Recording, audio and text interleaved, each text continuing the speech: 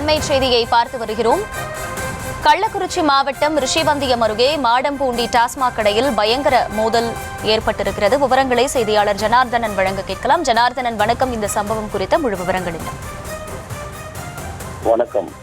நேற்று இரவு நடைபெற்ற பரபரப்பு மோதல் அடங்குவதற்குள் மீண்டும் அதே டாஸ்மாக் கடையில் இரு கிராமத்தைச் சேர்ந்த இளைஞர்கள் மோதிக்கொண்ட சம்பவம் பரபரப்பை ஏற்படுத்தியுள்ளது. கடையை இழுத்து மூட வேண்டும் என அப்பகுதி குடியிருப்பு வாசிகள் மத்திய ஒரு கோரிக்கை எழுந்துள்ளது.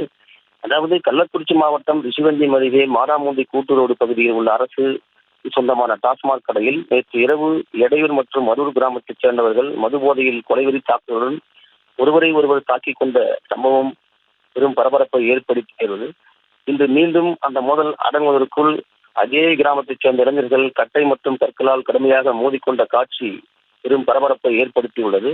நேற்று நடைபெற்ற சம்பவம் அடங்குவதற்குள் மீண்டும் அதே கிராமத்தைச் சேர்ந்த 50க்கும் மேற்பட்ட இளைஞர்கள் ஒருவரை கல் மற்றும் கட்டைகளால் தாக்கி கொலைவெறியில் தாக்கு நடைபெற்ற சம்பவம் பரபரப்பை ஏற்படுத்தியுள்ளது. இதுகுறித்து திருப்பாலப்பந்தல் போலீசார் விசாரணை மேற்கொண்டு வருகின்றனர். போலீசார் உரிய நடவடிக்கை எடுக்காததே தற்போது நடைபெற்ற வன்முறைக்கு காரணம் என குற்றச்சாட்டும் எழுந்துள்ளது. எனவே உரிய நடவடிக்கை எடுத்து கடையை அங்கிருந்து அப்புறப்படுத்த வேண்டும் எனவும் அப்பகுதி குடியிருப்பு வாசிகள் மத்தியில் ஒரு கோரிக்கை முன்வைத்துள்ளனர்.